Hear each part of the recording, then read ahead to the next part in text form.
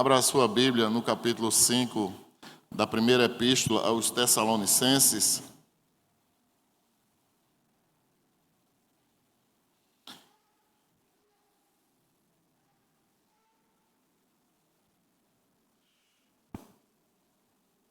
Capítulo 5. Primeira carta aos Tessalonicenses, capítulo 5. O texto sagrado diz assim. Prestem atenção a esse texto, porque ele é apocalíptico, ele trata de ensinos que preparam a igreja, todos nós que estamos aqui, a estarmos preparados para a volta do Senhor. Então o texto diz assim: irmãos, quanto aos tempos e épocas, não precisamos escrever-lhes, pois vocês mesmos sabem perfeitamente o dia do Senhor, que o dia do Senhor virá como ladrão à noite. Quando disserem paz e segurança, a destruição virá sobre eles de repente, como as dores de parto a uma mulher grávida. E de modo nenhum escaparão. Mas vocês, irmãos, não estão nas trevas, para que esse dia os surpreenda como ladrão. E vocês todos são filhos da luz, filhos do dia. Não somos da noite nem das trevas. Portanto, não durmamos como os demais, mas estejamos atentos e sejamos sóbrios, pois os que dormem, dormem de noite, e os que se embriagam, embriagam-se de noite. Nós, porém, que somos do dia, sejamos sóbrios, vestindo a couraça da fé e do amor e o capacete da esperança da salvação. Porque Deus não nos destinou para a ira, mas para recebermos a salvação por meio do nosso Senhor Jesus Cristo. Ele morreu por nós para que, quer estejamos acordados, quer dormindo, vivamos unidos a Ele. Por isso, exortem-se e edifiquem-se uns aos outros, como de fato vocês estão fazendo. Agora lhe pedimos, irmãos, que tenham consideração para com os que se esforçam no trabalho entre vocês, que os lideram no Senhor e os aconselham. Tenham-nos na mais alta estima, com amor, por causa do trabalho deles. Vivam em paz uns com os outros. Exortamos vocês, irmãos, a que advirtam os ociosos, confortem os desanimados, auxiliem os fracos, sejam pacientes para com todos. Tenham cuidado para que ninguém retribua o mal com o mal, mas sejam sempre bondosos uns para com os outros e para com todos. Alegrem-se sempre, orem continuamente, deem graças em todas as circunstâncias, pois esta é a vontade de Deus para vocês em Cristo Jesus. Não apaguem o espírito, não tratem com desprezo as profecias, mas ponham à prova todas as coisas e fiquem com o que é bom. Afastem-se de toda forma de mal, que o próprio Deus da paz os santifique inteiramente. Que todo o espírito, a alma e o corpo de vocês sejam preservados irrepreensíveis na vinda de nosso Senhor Jesus Cristo. Aquele que os chama é fiel e fará isso. Irmãos, orem por nós. Saúdem todos os irmãos com beijo santo diante do Senhor. Encarrego vocês de lerem esta carta a todos os irmãos. A graça de nosso Senhor Jesus Cristo seja com vocês. Amém? Feche seus olhos e adore o Senhor. Pai, muito obrigado pela porção da Tua palavra. Que o Senhor, meu Deus, nos abençoe mais uma vez nessa noite. Nós viemos adorar o Senhor.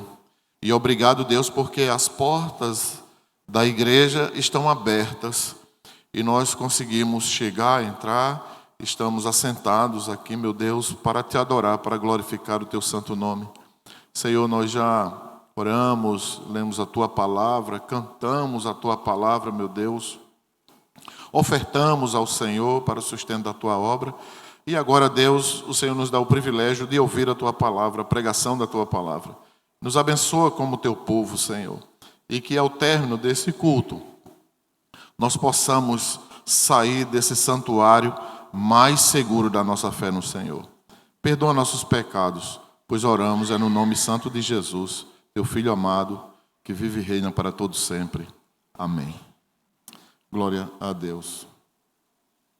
Eu quero pensar com os irmãos nessa noite sobre o retorno do Rei, a parousia, a vinda de Jesus Cristo para vir buscar a sua igreja. E aqui, como nós lemos e temos consciência disso, conhecimento disso, não é, Paulo ele vai apresentar uma série de contrastes acerca daqueles que estão perdidos e daqueles que são crentes. Então ele vai fazer uma abordagem nesse texto e também nessa carta toda acerca das pessoas que estão perdidas e daqueles que são crentes. Então, a diferença entre o crente e o perdido é grande, é muito grande. E a gente consegue perceber isso quando o Senhor, na parábola do rico e Lázaro, já mostrando a eternidade como será, ele disse, ele é claro demais, quando ele diz para Lázaro, aliás, para o rico que está lá na região dos mortos, ele diz, há um grande abismo. E esse grande abismo já inicia-se aqui na terra quando nós confessamos a Cristo como Senhor e Salvador na nossa vida. Então essa luta, essa guerra e esse abismo, ele vai a cada dia aumentando, porque a ideia do cristianismo, né, e o plano de Deus, a vontade de Deus, é que a igreja seja cada dia santa, imaculada, não é? Pura, literalmente pura. Então, o que diz respeito aqui ao mundo e à vinda de Jesus também está claro, não é? Porque Paulo, ele vai falar o que Jesus falou, e Pedro também vai reforçar isso acerca desse tempo. E ele diz que é muito claro que a volta de Jesus ela vai dar-se como um ladrão que vem roubar a casa de alguém. Tá? Então a sensação é terrível, a sensação de quem é assaltado. Eu não sei, quantos já tiveram suas casas roubadas aqui? Levanta a mão. Fernando, Edileuza, Zé Carlos, não é? Quem mais? Lá atrás, Neide, Rita, Cristiane, quem mais? Carla, lá atrás, Vitor. Aqui, ó. Poxa. E eu também. Roubaram a minha casa. Roubaram o meu carro. Né? Abriram o meu carro, levaram tudo, som, tudo que tinha dentro. Uma bolsa que eu tinha do exército faz tempo. Mas a sensação de ser roubado, não é? É triste, não é assim? Triste, terrível. É como se alguém tivesse visto você pelado, nu. Essa sensação absurda. Então, se é ruim para todos nós, quem não foi, dê graças a Deus. Dê graças a Deus àqueles que não tiveram seus lares roubados, não é? Ou qualquer pertence seu, ou um carro, ou uma moto. Então, é importante que a forma da volta de Jesus é inesperada. É inesperada. É de repente, muito rápido. Então a igreja do Senhor, ela é ensinada todos os dias para essa volta. Porque nós estamos nos preparando para a volta de Jesus, não é? Nós temos muitas coisas a fazer, é verdade, muitas instruções a fazer, mas a principal dela é que Jesus vai voltar. E a segunda é que nós devemos amar a Deus sobre todas as coisas, ao próximo como a nós mesmos. E a terceira é pregar o evangelho a toda criatura, em tempo e fora de tempo. Essa é uma das principais mensagens da Bíblia Sagrada. Então aqui, como nós lemos no texto, irmãos, Paulo vai dizer que ninguém sabe os tempos, nem as épocas, nem o tempo que isso vai acontecer. Ninguém sabe. É verdade que Deus dá os sinais nos tempos, na vida humana, não é? No planeta Terra, tudo que está acontecendo no planeta Terra, com toda a movimentação, com a sequidão na África, na Ásia, tanto dos problemas que estão acontecendo no planeta Terra, que se a gente for trazer todas as noites aqui, e se nós não estivermos mais preparados ainda, a tristeza vai dominar o nosso coração. Porque as notícias que nós escutamos são as piores, irmãos. Não é? São as piores. O planeta Terra, a cada dia, está sendo consumido. Os mares estão a cada dia sendo enchidos de plásticos, de lixo. Olha, é assustador. É assustador. A gente que está andando, e se não tivermos ligados nisso, porque, com todo respeito à tecnologia, não é? Mas as pessoas hoje, o século de hoje, está neutralizando a mente das pessoas, não é? Trazendo um individualismo muito forte, uma insensibilidade forte, falta de comunicação entre as pessoas. Isso tudo está sendo roubado, lentamente, mas está sendo roubado. A igreja, ela promove outra coisa.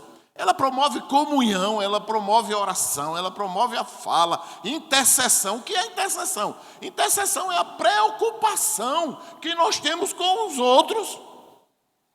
E as pessoas hoje andam sem querer que ninguém se envolva com a vida delas. Não pode. Nem nós que estamos aqui podemos fazer isso. Nós temos que compartilhar a nossa vida com os nossos irmãos. Nós precisamos de oração. Ou Deus só escuta a minha oração. Não, muitas vezes Deus não quer nem me ouvir. Deus às vezes quer ouvir até um recém-convertido e não quer ouvir outras pessoas. É Deus. Então, irmãos, nós vamos perceber aqui claramente que os tempos, eles são incertos. Por exemplo, Paulo aqui, ele vai encorajar nesse texto, os que temiam que eles não tivessem preparados para isso. O que Paulo estava preocupado era com aqueles crentes que estavam demonstrando medo com relação à insegurança sobre a vinda de Jesus Cristo. Eles estavam com muito temor acerca disso, até porque Paulo já tinha falado. Era um dos discursos, Paulo não deixava de lado essas instruções poderosas das Escrituras. A gente percebe nos detalhes quando a gente está lendo. Então, Paulo já havia aqui contado que a volta de Jesus à terra seria inesperada, como a gente leu o texto ainda há pouco. Inesperada, de repente ele vai vir. E agora na carta, ele repete novamente o ensino, destacando que aqueles que não acreditavam ou que não acreditam, eles vão ficar desesperados com esse evento. Por quê? Porque é a sensação do roubo. Não é? É a sensação de você olhar assim e dizer: puxa vida, tudo que eu tinha me roubaram. Imagina você ter seu dinheiro todo roubado. Ou de repente você está poupando em barras de ouro na sua casa e chega lá o ladrão e rouba todas as barras de ouro da sua vida. Aí você bota a mão na cabeça e fica desesperado. vai procurar quem? Quem roubou? Ninguém vai dizer. E é mais fácil um celular aparecer, né, um carrinho, do que muito dinheiro. Quando tem muito dinheiro, fica difícil desse muito dinheiro aparecer, viu, irmãos? Não é? Porque some de um jeito que nós não sabemos para onde tudo isso vai. Então, a preocupação de Paulo para que nós preguemos a palavra de Deus é para eliminar o máximo possível na humanidade esse desespero da sensação de serem surpreendidos, né, entre aspas, com essa vinda de Jesus Cristo. Porque vai ser algo, segundo as profecias, será algo muito, muito difícil para essas pessoas incrédulas. Então, o versículo 1, ele diz aqui sobre os tempos e a época. Refere-se ao tempo que vai passar, que é o cronoi. Essa palavra aqui de tempo é cronoi. Tá bom? Que fala sobre as coisas que vão acontecendo para o futuro. E o kairoi, não é kairos, mas kairoi, é o tempo que está acontecendo dia a dia, que todos esses dias são designados por Deus. Tudo que acontece em cada minuto, em cada hora, na vida do ser humano, tudo está sobre o controle de Deus. Então, irmãos, por exemplo, a gente nem se percebe, não é? Mas a nossa Terra, ela tem dois movimentos, de rotação e de rotação de translação. Rotação é o que ela faz em torno dela mesma, ela vai girando, e isso dá todos os tempos, não é? Que a gente vê aí, as 4 estações do ano. Tudo isso acontece por causa desse giro que ela faz. É por causa do Sol? Sim, mas não é só por causa do Sol. Não é só por causa do Sol. Não é, mas porque a Terra só acontece as 4 estações do ano, porque a Terra ela faz esse giro em torno dela mesma. Quem é que faz esse controle? O Sol faz esse controle? De maneira nenhuma. E o outro é o que ela faz em torno do Sol, que são 365 dias e mais 6 horas. Por isso que acontece aquele mês de fevereiro, que quem nasce no dia 29 de fevereiro passa 4 anos para fazer aniversário. Não é assim? Porque não tem 29 de fevereiro, só tem de 4 anos. Então, não faz no dia 1º de março, não é? Interessante, né? Muito interessante isso. Porque Deus, ele faz como ele quer as coisas.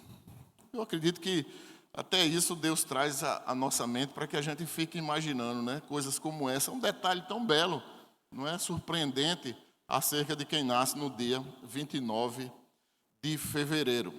Então, irmãos, para vocês terem uma ideia, a Terra, ela gira, esse movimento que ela faz em torno do Sol, 365 dias, você sabe a velocidade da Terra, ela anda a mais de 107 mil quilômetros por hora. E 29,8 segundos. Não é? A cada 28 segundos, ela anda um absurdo de velocidade.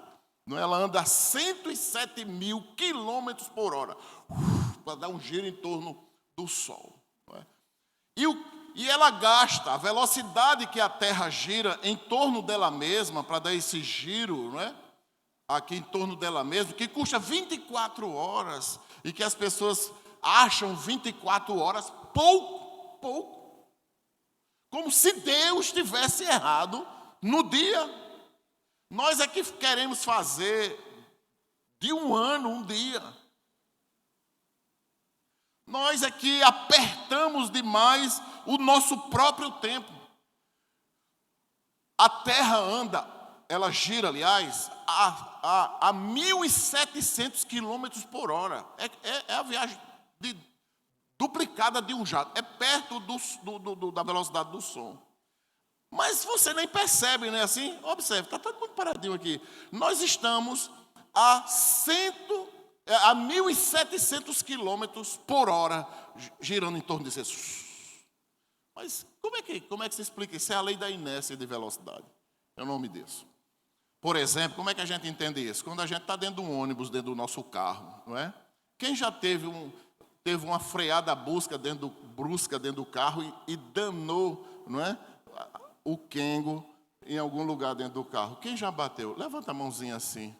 Já? Alguém deu freio, você meteu a cara no banco ou no vidro, não é? Ou teve aquele susto absurdo, né? Meu Deus do céu, que velocidade é essa? E às vezes você está a 50 quilômetros por hora. Não é? Numa velocidade. Isso é a lei da inércia e da velocidade. Por quê? Porque o corpo está em movimento. Se Deus parar a terra, todo mundo aqui gira a 1.700 quilômetros por hora. Ou seja, nós seremos jogados nessa parede aqui a 1.700 quilômetros por hora. Fica alguém vivo? Não fica, não. A astronomia, irmãos, ela diz, os estudiosos dizem que todas as galáxias, inclusive a nossa, as galáxias, elas são fixas, elas não se movem, mas todos os elementos dentro de cada galáxia está a uma velocidade absurda. Você pode imaginar isso? Eu também não. Mas nós estamos a uma velocidade absurda. Mas nem parece, né? Está todo mundo aí. Sabe por quê? Porque Deus é que tem o controle de tudo. Talvez você esteja preocupado mais com o seu salário amanhã, com as suas contas para pagar, eu não sei. Preocupado com seus filhos, que têm filhos adolescentes aí, fica com a mão na cabeça, meu Deus, meu Deus, meu Deus. Não é? Como é difícil lidar com um adolescente. Que é difícil? Que difícil que nada. Não tem nada de difícil nessa terra, irmão. A gente aqui não tem tempo. As mães e os pais aqui não têm tempo. Sim ou não? Não, está fraco. Esse sim. Eu vi um sim mais forte do lado de cá, mais corajosos. Os pais vão para a rua trabalhar. Os filhos ficam com quem? Aí são os filhos, é? São os filhos. Olha o dedinho. São os tempos e as épocas. São os tempos e as épocas. Porque as pessoas hoje caminham para querer ter as coisas. E outras caminham também para querer ser. Mas nós já somos filhos de Deus. A ordem de Paulo é para que nós vivamos calmos, serenos e tranquilos. A igreja do Senhor é para viver em paz. Todos vocês aqui em paz. Se a gente não vive, somos nós mesmos que estamos inseridos e acreditando na filosofia desse mundo. Então, irmãos, o versículo 2, ele vai tratar do dia do Senhor. Esse dia do Senhor, ele já era falado no Antigo Testamento, não é algo do Novo Testamento. Esse dia do Senhor que vai vir, o dia do Senhor é como se fosse algo novo, não. O dia do Senhor nas Escrituras Sagradas está relacionado a todo o ato de Deus que Ele fez de intervenção na vida da humanidade, na terra, no espaço, não é? E tudo. Veja Joel 2,31. Joel, capítulo 2, versículo 31, no Antigo Testamento. Olha o que é que o texto vai dizer. O sol se tornará em trevas e a lua em sangue, antes que venha o grande e terrível dia do Senhor. Ele está falando das coisas que vão acontecer, porque Deus vai fazer. Por exemplo, quando Deus interfere com os 10 mandamentos, ali é a ação divina de Deus. Quando Deus abre o mar, abre o Rio Jordão, ali está o dia que Deus está agindo de maneira poderosa. Então, para o povo de Deus, o dia do Senhor é o dia em que Deus age em favor do seu povo. Quando Ele faz seus grandes e poderosos milagres e suas intervenções de livramento ao seu povo, louvado seja Deus. Por exemplo, a crucificação e a ressurreição ali foi uma ação de Deus, foi um dia de Deus. Então, o dia do Senhor que vai vir, não é que Ele vai buscar a igreja, será outra intervenção poderosa de Deus. E agora o mundo todo vai ver. O mundo todo vai ver esse grande dia. Então, qual é a ordem aqui? Prepare-se, porque o Senhor virá de repente. Você deve estar preparado, como alguém que se prepara para não ser roubado. Quem é aqui que se prepara para não ser roubado? Não é? Quem mais? Tudinho aqui se prepara. Tudinho aqui. Vocês andam com dinheiro aparecendo assim do lado de fora? Anda? Às vezes a gente fica constrangido, né? Que às vezes a gente bota um dinheirinho aqui, né? Os R$100 é peixe? É um peixe, né? Bota um peixe, uma onça aqui no bolso, aí a blusa é transparente. Quando alguém vem, dá cheio do dinheiro, aí você tira logo daqui. Já tem gente com olho grande no seu dinheiro, não é assim? Doido para pedir emprestado.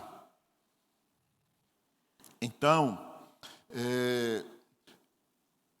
esse dia que a Bíblia fala aqui, que virá de repente, é como alguém que se prepara para não ser roubado. Não é? Ou perder coisas assim. É muito ruim, irmãos. Por exemplo, quantos aqui, com certeza, já foram dormir, e tem cadeado, tem muita coisa na casa, muita proteção, cerca elétrica, esqueceu de ligar. Esqueceu, deixou o portão aberto. Quantas noites já foi dormir, quando acordei no dia, o portão aberto.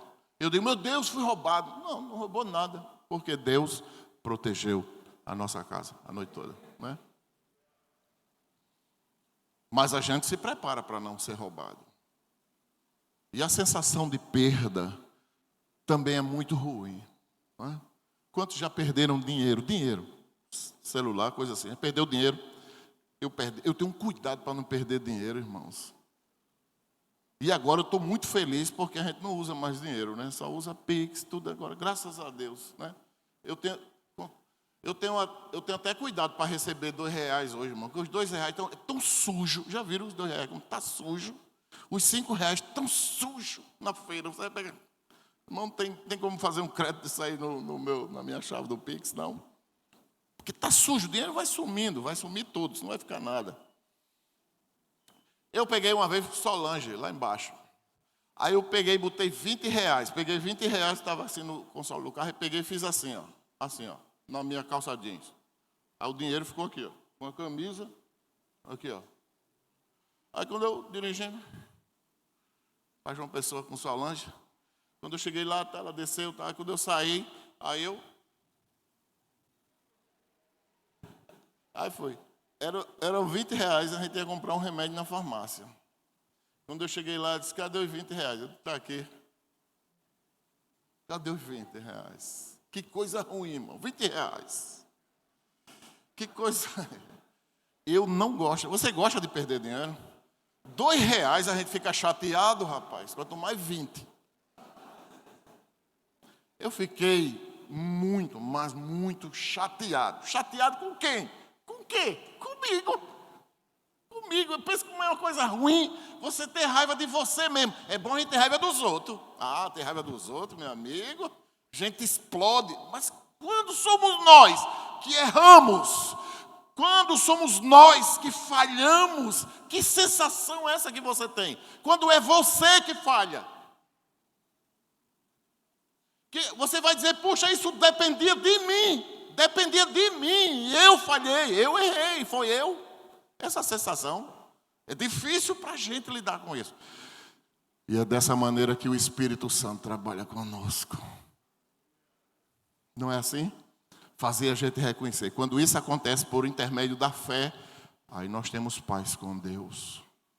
Temos paz com nós mesmos, não é? Passamos a ter mais cuidado com a vida. Então, irmãos, a ideia aqui nesse texto, quando a gente está lendo, é de ser totalmente inevitável. A ação de Deus, da vinda de Jesus, é inevitável. Então não adianta a igreja ou o mundo estar aí desapercebido como é o costume, não é? Não vá nessa linha. Para todos vocês que são cristãos, que já aceitaram Cristo como Senhor e Salvador da vida de vocês, não é, que examinam as Escrituras como o Senhor nos manda, então essa ordem de estar preparado, porque essa vinda a gente não sabe. Você pode estar dormindo e continuar dormindo no arrebatamento. E só acordar quando estiver já lá por cima, lá no céu, na eternidade, junto com o Senhor, já vendo coisas grandes e poderosas que ainda não foram reveladas para a gente. Então prepare-se, todos nós nos preparemos, porque Jesus está à porta, irmãos. Não é? Deus trabalha de uma maneira que a gente não espera, não. Ele só avisa para que a gente esteja cada dia atento, servindo a Deus, caminhando com a nossa vida para a tranquilidade, a paz, porque desesperados, a Bíblia vai chamar essas pessoas de embriagadas. São as pessoas que estão no mundo embriagadas. Então elas não vão perceber absolutamente nada. Mas a igreja do Senhor não. A igreja do Senhor não. Então, Mateus 24, 42, 43 e 44, ele vai dizer: vocês precisam estar preparados, porque o Filho do Homem virá numa hora em que vocês menos esperam. Vocês lembram do texto ainda há pouco, quando foi lido, que quando Paulo diz assim: olha, quando vocês ouvirem falar de paz, haverá uma grande destruição. Diga aí. Então o negócio não vai ser fácil. Vai ser de repente. De repente, não dá tempo de fazer absolutamente nada. Eu tenho certeza absoluta, pelo que as Escrituras dizem, que não dá tempo fazer nada. Não dá tempo mais nada. Nem de se arrepender. Se eu me arrependo, não dá tempo. Não vai dar tempo. Senhor, como se estivesse trovejando. Eita, lá vem Jesus. Senhor, perdoe meus pecados. Aí o Senhor, dá tempo ela se perdoar. E Gabriel vai estar do lado do anjo Gabriel, os serafins, os querubins. Senhor, tenha paciência, dá para salvar alguém. Olha o dedinho. Não dá tempo. Mas o Senhor está orientando a igreja. Amém, irmãos? A nos preparar a cada dia. Aí é aquela frase que tem naqueles programas antigos, né, do domingo à noite. Acredite se quiser. Acredite se quiser. O Senhor, Ele vai nos orientar com essa palavra aqui, quando Ele diz: quando vocês menos esperam. O que eu entendo, pelo que eu tenho olhado as Escrituras, é que nós devemos ter cuidado, sabe com o quê? A única coisa que nós devemos ter cuidado é com a nossa mente. A nossa mente. Porque às vezes a gente tem uma mania de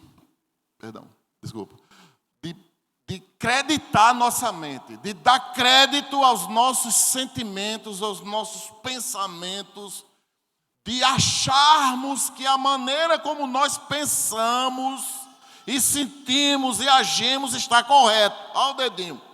Não está mesmo. Por exemplo, tem muitas pessoas que eu acho que deve ser assim. Não, mas não precisa disso tudo, não é? Precisa disso tudo.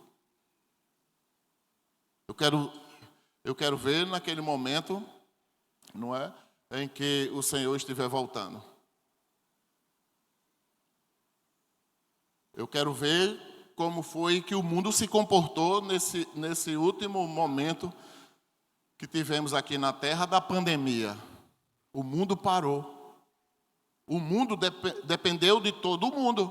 de todos os países do mundo. As finanças dependeram de todas as finanças do mundo inteiro. Todo mundo dependeu um do outro para se ajudar. Toda a parte econômica e financeira do mundo todo dependeu do mundo todo. E o mundo parou. Nunca na história da humanidade, com as maiores pestes que já houve, o mundo parou. Mas há 2 anos atrás o mundo parou.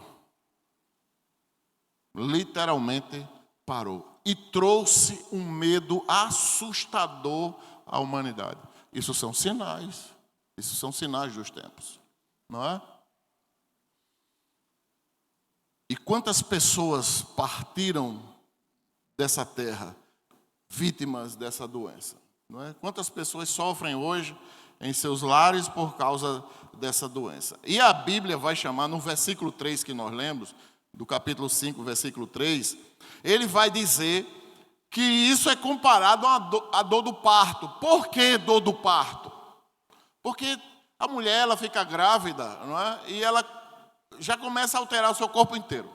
Mas quando o bebê está para nascer, o bucho dela começa a dar sinais. O menino começa a dançar lá dentro, né? Se mexer para um lado, dar kung fu no bucho. O pai acha lindo, mamãe está sofrendo. Não é o bucho dele? Não é? Ai, que lindo. Ela, ai, ui, está no trabalho, ai, aí se levanta, se deita, se levanta. A bichinha vai dormir, deita de um lado, deita do outro, só não pode estar o bucho para baixo, senão ele vai para as costas, não é? Aí, meu Deus, é uma agonia toda, dói a cabeça, a pressão altera. É assim as mulheres grávidas, não é? Eu não senti nada, porque foi gravidez tubária, ou aquela gravidez, né, mental. E você tem aquela gravidez que acha que está grávida e não está grávida. É só coisa da sua mente. Aí não pode sentir dor. E quando está na hora de parir, mas o Paulo, ele vai trazer essa informação porque os sinais são idênticos de dor. De dor. Ele não vai usar outra coisa, não. Ele vai usar o parto. Porque são sinais de dores. De dores. Agora, em meio a essas dores, a igreja do Senhor vai estar protegida. Porque a Bíblia fala disso, não é? E aqui, irmãos, o versículo 5, aliás, o versículo 4 ao 11, que eu vou trabalhar até esse versículo 11 aqui, a necessidade de vigiar, porque do 4 até o versículo 8 desse texto, Paulo fala constantemente, ele só não fala no 10 e no 11, mas até o 8, ele fala da necessidade da vigilância. Que vigilância é essa? São os cuidados da leitura bíblica, da oração, de estar observando os sinais que estão ditos aqui com as coisas que estão acontecendo no mundo, no comportamento moral das pessoas, no comportamento espiritual das pessoas, no esfriamento espiritual das pessoas. Quem vai ter o esfriamento vai ser a própria igreja. O esfriamento espiritual é para os salvos. Então você imagina o nível de dor que não estará acontecendo na humanidade inteira. Então, irmãos, o versículo 5 vai dizer que os filhos da luz, eles são diferentes dos filhos da embriaguez, não é? A embriaguez aqui, preste atenção, não é só ligada ao alcoolismo, quem está bebendo, porque tem muita gente que não bebe. Então, por que Paulo usa essa questão da sobriedade do homem? Porque essa sobriedade está ligada aos valores morais. E o que são valores morais? Os valores morais são as referências às quais o homem se conduz corretamente sobre a terra.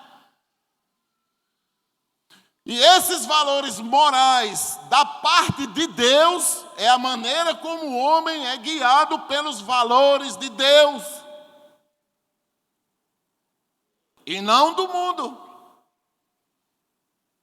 conversando com uma certa pessoa uma vez, uma paciente, e ela dizendo muito preocupada com a vida, e ela disse assim, eu sempre falo como pastor, é difícil não falar das coisas de Deus, é muito difícil, para mim é muito difícil, eu não consigo ficar calado, eu não consigo, e aí, eu louvo a Deus por isso, e aí eu falando, e essa paciente, ela dizia assim, a minha tristeza e o meu medo como cristão é porque eu não consigo entender as Escrituras. Eu preciso me dedicar mais à palavra de Deus. Irmão, aquilo para mim foi tão frustrante, foi tão triste, não é? Que eu ultimamente, eu tenho dito à igreja aqui, ultimamente eu preciso de muita oração de vocês na minha vida. É verdade. Verdade. Os pastores todos dessa igreja. Os pastores todos do mundo precisam. Você vê o que a ordem de Paulo aqui? Não parem de orar por aqueles que lideram a igreja do Senhor, que estão puxando a igreja, os líderes, os professores, não é? Os diáconos, não é? Os pastores, as pastoras, todos que estão à frente, a liderança da igreja, que puxa a igreja, que pensa, vamos fazer isso, vamos fazer aquilo, vamos evangelizar, vamos plantar uma igreja, vamos orar, vamos fazer um mês de oração. Então a igreja precisa orar por esses, para que não enfraqueçam.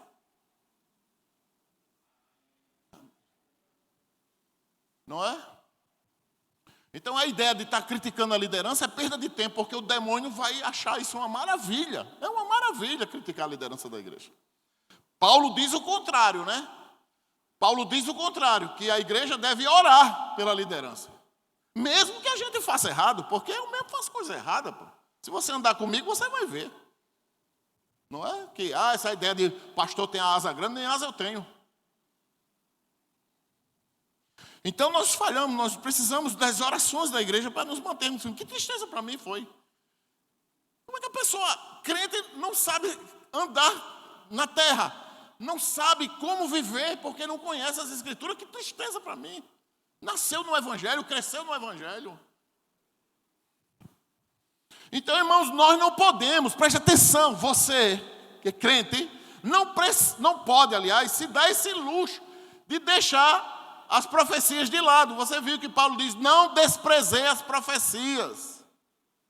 As profecias que ele está dizendo aqui é a leitura bíblica, é a leitura da palavra, é o conhecimento da palavra de Deus. Então, caminhando aqui para o fim, o versículo 8, que é a orientação de estarmos sóbrios aqui, então nós precisamos fugir dessa embriaguez do mundo. Fugir da embriaguez. Não é? O que é que está roubando o seu tempo das profecias? O que é que está lhe roubando o tempo? O tempo para você estar servindo a Deus. Quem é que está roubando isso de você? Então você precisa ter o valor moral, presta atenção. O valor moral, aí vem a utilização da fé, como nós cantamos. Eu fiquei muito feliz, viu, pela música de hoje, tudo tem a ver com o texto, com a pregação, não é? Tudo tem a ver com a pregação da palavra de Deus. Então, irmãos, tem uma metáfora aqui que Paulo vai usar. Ele vai dizer no versículo 8, pode olhar o texto aí, bota aqui o versículo 8.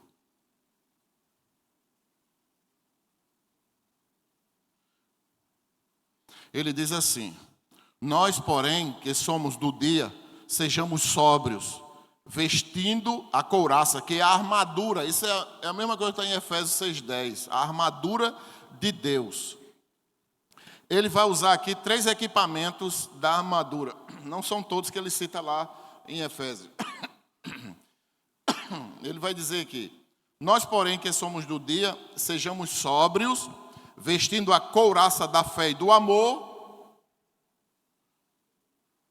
e o capacete da esperança da salvação. Eu vi até o ministro dizendo, não foi cantando aqui, dizendo que nós devemos olhar com gratidão, olhar para o céu, louvando a Deus, para frente com esperança, não é?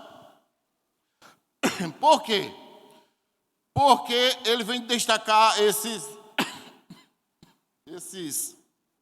elementos aqui. porque nós somos filhos da luz. São esses elementos que não vai nos deixar ter as características do mundo aí fora, de maneira nenhuma. Ele vai dizer o seguinte, que essa armadura aqui é que equipa a vida espiritual do crente. O crente, ele tem a sua vida espiritual fortalecida quando ele caminha por aqui, quando ele se veste da couraça, da armadura da fé e do amor.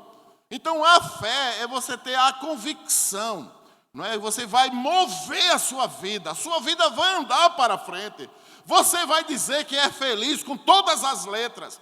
Você vai ter um controle da bênção da sua casa. Deus vai abençoar a sua casa. Deus vai abençoar a sua mulher. Deus vai abençoar seus filhos. Deus vai abençoar seu lar. Deus vai cuidar de você. E você já tem essa certeza. Você já acorda certo. Você não tem que ter dúvida. A nossa mente, é aí que está. A nossa mente vai dizer, eita, deixei o portão aberto. E Deus precisa de portão aberto ou portão fechado para construir ou destruir? Deus não precisa de nada disso, irmãos. Pode ter o cadeado que tiver, do tamanho de uma montanha. Deus abre o cadeado. Inclusive se for para você passar por ele. Amém? Então descanse, literalmente descanse. Que você vai ver e já comece a contemplar. Porque o que agrada a Deus é isso, é você... ninguém sabe, você também não sabe, mas tem a certeza que sabe. Gostou? Profundo, não é não? Isso tem explicação? Claro que não, irmão. Por quê? Porque é a fé. A fé é você dizer, Deus é assinar a fé. Eu tenho a certeza que o Senhor vai fazer isso por mim. E sai andando. Daqui a 10 anos, não aconteceu ainda, mas você diz, eu tenho a certeza que o Senhor vai fazer. E vai andando para frente. Porque o problema é que nós queremos no nosso tempo. Nós queremos orar agora, vir para a igreja no domingo, quando chegar em casa já tem uma notícia. Claro que isso é fé, claro. Mas você não pode viver disso, porque senão você cria esse tipo de expectativa. E fé não é expectativa, fé é certeza.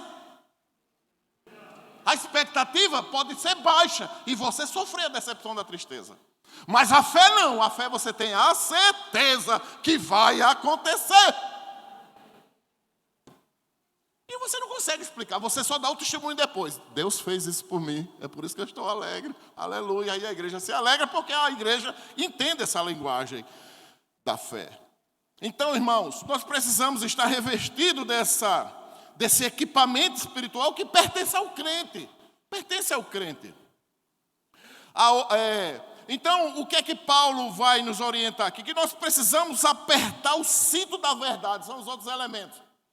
Eu preciso apertar o cinto. Meu cinto tem que estar apertado. O que é isso? É a sensação de segurança. Eu tenho que estar seguro do que está acontecendo. Tudo nas Escrituras, ela está me mostrando. Eu estou vendo na grande tela da humanidade os fatos bíblicos que foram citados lá atrás, escritos lá atrás. Então isso é apertar o cinto, como Paulo diz. Apertemos o cinto da verdade. O que é? A verdade é a palavra de Deus, é Cristo Jesus. E ele vai dizer mais a couraça da justiça. O que é a couraça da justiça? É a armadura de que você está convicto de que a vontade de Deus está acontecendo aqui na terra, assim também no céu. Aleluia. Outra coisa, ele diz que nós devemos estar calçados com os pés, quer dizer, com o evangelho, que é a prontidão, e a espada do Espírito, que a espada é para atacar o mal, para atacar aquilo que vem me trazer prejuízo para a vida. Prejuízo para a vida, eu tenho que usar a palavra para atacar Satanás. Eu tenho que atacar Satanás com a Bíblia. E essa palavra está onde? Está dentro do meu coração. Está dentro do coração, do seu coração. E você ataca os ataques de Satanás. Você consegue resistir aos dias maus dessa vida. Louvado seja o nome do Senhor Jesus Cristo. Então, irmãos, a estratégia aqui de Paulo é uma estratégia militar. Ele vai usar essa metáfora e eu confesso a vocês que eu não sei se foi por intenção, porque ele quis mesmo fazer isso, mas o que eu entendo é que é uma estratégia militar, porque Satanás não é inimigo de Deus. Deus não tem inimigo. Deus detona Satanás em 2 segundos. Satanás está desesperado porque Deus permite ele viver com a sensação de que ele já vai morrer. Isso é terrível para ele. Mas inimigo? Não, Satanás é inimigo da humanidade. Satanás é inimigo dos seres humanos. Meu inimigo, seu inimigo. Inimigo da igreja, ele é. Mas de Deus, não. Então nós temos que atacar essa estratégia militar que nós devemos agir contra esse mal que domina o século de hoje. Então, Romanos 13:12. Coloque aí, por favor, Romanos 13:12. Colocou? Olha aí. A noite está quase acabando. O dia logo vem. Portanto, deixemos de lado o quê? As obras das trevas e revistamo-nos da armadura da luz, que é os valores morais que a Bíblia nos ensina para que nós vivamos por ela. Amém, irmãos? Martinho Lutero, aliás, João Calvino, ele foi citado por Frederick Five Bruce no livro dele, e aí Five Bruce vai fazer um comentário de João Calvino acerca da fé. Ele vai dizer assim, presta atenção: o homem que está munido da fé, do amor e da esperança, em nenhum departamento vai ser encontrado desarmado. Amém? Glória a Deus. O homem que está munido, todo homem que está munido da fé, do amor e da esperança, em nenhum departamento da sua vida vai ser encontrado desarmado. Então isso é para todos nós um grande desafio espiritual. Qual é o setor da nossa vida, não é, que está desgovernado, precisando de ser reparado? Qual é o setor da nossa vida? É lá que nós devemos colocar nossa fé e dizer: Senhor, chega aqui, vamos consertar esse departamento aqui da minha vida, para que Satanás não venha por aqui. Porque Satanás, ele fica tentando encontrar brecha. E aí, o versículo 9 e 10, que ele fala que os que têm medo são lembrados de que a ira não foi designada para o crente, irmãos. A ira de Deus não foi designada para o crente. Não é? A ira de Deus não é designada para o povo dele. Nem fique temerosos com relação a isso. Porque a ira de Deus vai vir sobre os desobedientes, sobre os incrédulos. Não é?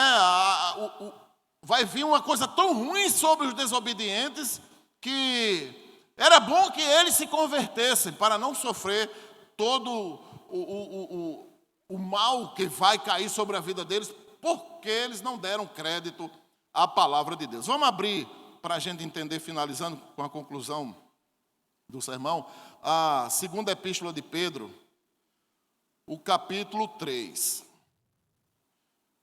O capítulo 3, preste atenção. E com esse texto, que Pedro vai fazer alusão a essas coisas, e vocês prestem atenção no que é que Pedro vai dizer, para você se ligar, porque Pedro teve toda a instrução de Jesus Cristo.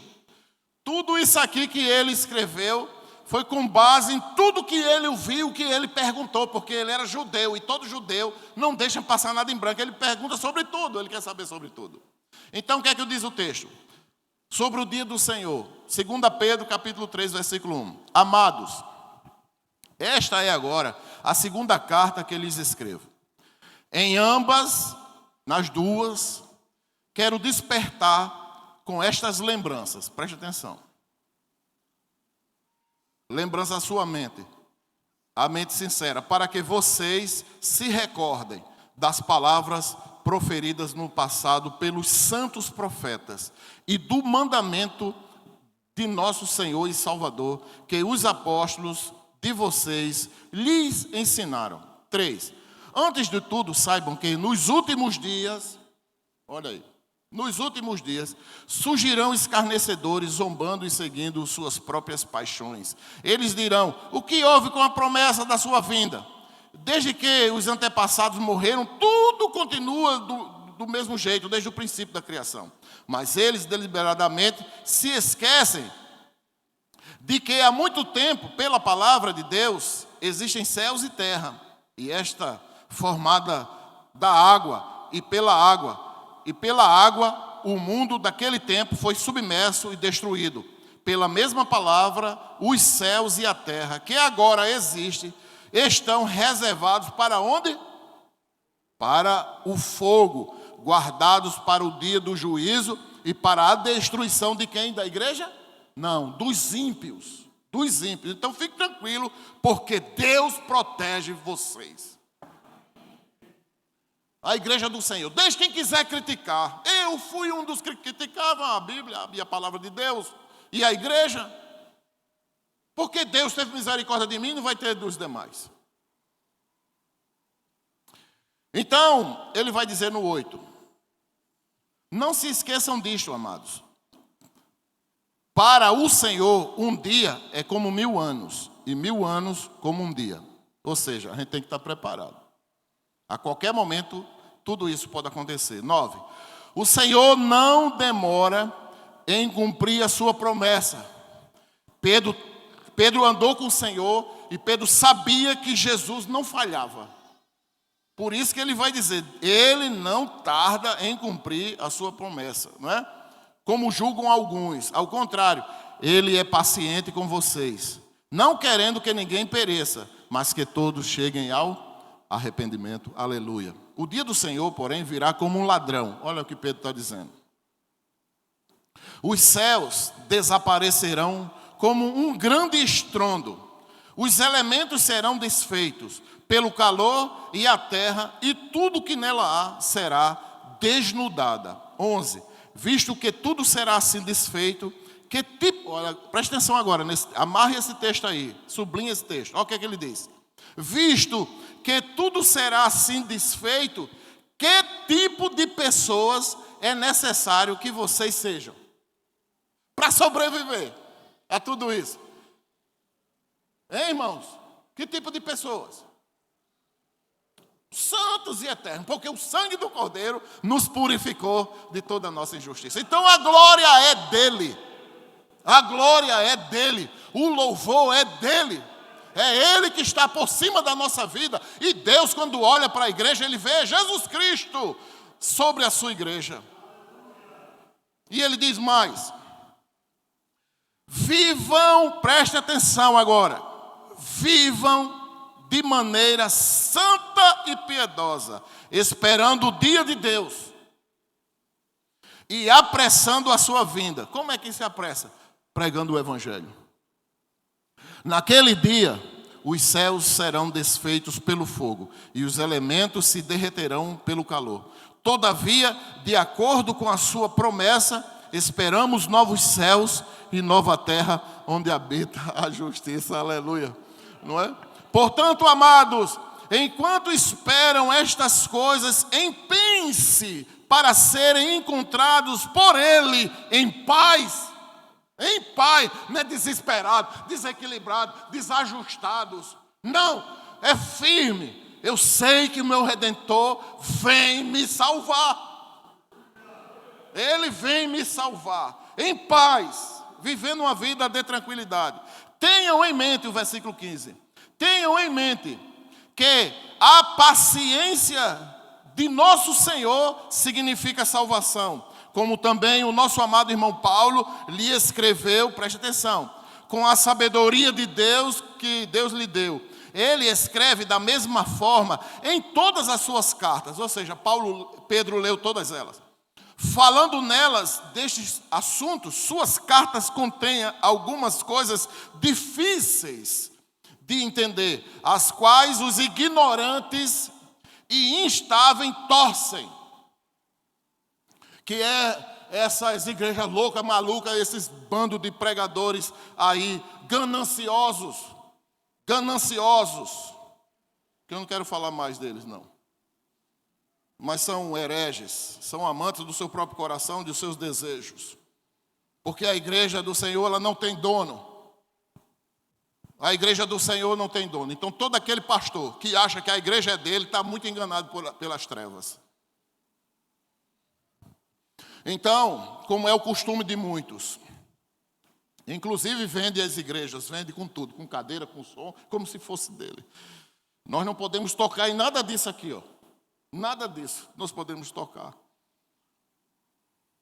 Então, ele diz, ele escreve assim, da mesma forma, em todas as suas cartas, falando nelas desse assunto. Suas cartas contêm algumas coisas difíceis de entender, as quais os ignorantes instáveis torcem, como também o fazem com as demais escrituras, para a própria destruição deles. Portanto, amados, sabendo disso, guardem-se para que não sejam levados pelo erro dos que não têm princípios morais, está vendo? Princípios morais.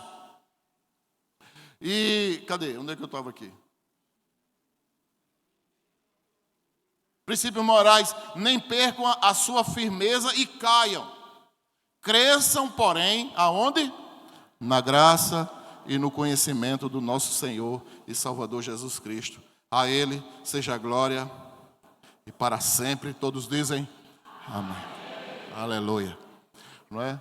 Vocês têm visto aí esses escarnecedores da palavra de Deus fazendo da cruz do Senhor, da arma que matou o Senhor, é polidência, o nome é polidência, aquelas mulheres faz assim, dançando de tanga e vai descendo, naqueles, não é assim? Aí dá aquele rodete assim, né? E mostra o fogareiro para todo mundo e não sei o que, não é assim? Não é assim que eles fazem? São escarnecedores das coisas de Deus. Isso é para se cumprir as escrituras sagradas. E vocês fiquem tranquilos, porque a vida de vocês, todas elas, estão nas mãos de Deus. Aleluia. Oremos ao Senhor. Feche seus olhos e adore a Deus. Senhor, muito obrigado, meu Deus Todo-Poderoso, Criador do céu e da terra. Santo Deus, toma a tua igreja em tuas mãos, Senhor, e nos abençoa mais uma vez. Nos leva, Deus, em paz para os nossos lares, em paz e segurança, meu Deus. Que os teus filhos vivam vida tranquila, Deus, organizando todas elas com simplicidade, com cuidado, cuidando das coisas que o Senhor tem dado a cada um, com amor, com zelo, com paixão, com sentimento de gratidão, buscando em primeiro lugar o teu reino, Senhor, e a tua vontade, porque as demais coisas nos serão acrescentadas. Deus eterno, leva os teus filhos em paz e que eles cheguem em suas casas agradecendo porque eles têm uma casa, têm uma cama para dormir, têm um travesseiro, meu Deus, têm um guarda-roupa, tem uma televisão, Senhor, tem uma mesa, tem umas panelinhas lá, Senhor, para fazer o cuscuz para a gente comer, deu umas cadeirinhas para a gente sentar, um copo para beber, um filtro, um coador de café. Senhor, nós temos tantas coisas e às vezes a gente fica tão desesperado pelas coisas da vida que esquecemos que nós temos uma colherzinha que mexe no nosso café. Ó Deus, que nós temos lá aquele local do açúcar, Deus, nós temos o nosso sofá para sentar, nós temos uma redezinha, Senhor, nós temos uma plantazinha, um portão. Deus, tantas coisas o Senhor tem nos dado e às vezes a gente já se acorda com a cabeça no mundo, esquecendo de agradecer ao Senhor por tudo que o Senhor tem nos dado. Deus eterno, abençoa os teus filhos, suas vidas em todos os departamentos delas e que eles a cada dia se vistam desses valores espirituais, Senhor, para que a cada dia nós estejamos prontos, esperando a tua volta para vir buscar a tua igreja, Senhor. Quer estejamos dormindo, quer estejamos acordados, estaremos prontos para a tua volta, Senhor. É assim que nós te oramos, te pedindo a tua bênção para essa semana, que os teus filhos acordem amanhã com um sentimento único nos seus corações, o sentimento de alegria para o louvor da tua glória. Que o amor de Deus, nosso Pai, a graça redentora do nosso Senhor e Salvador Jesus Cristo, a comunhão e as doces consolações do Teu Santo Espírito, ó Deus, esteja sobre a Tua igreja, não só aqui, mas espalhada por toda a face da terra, hoje para todos sempre. Amém. Olhe para o seu irmão, não saia sem falar com o seu irmão, com a sua esposa, sua mãe, seu filho. É um pouquinho só que você aperta a mão dele, a mão dela. Deus abençoe todos vocês, vão em paz, debaixo da graça do Senhor.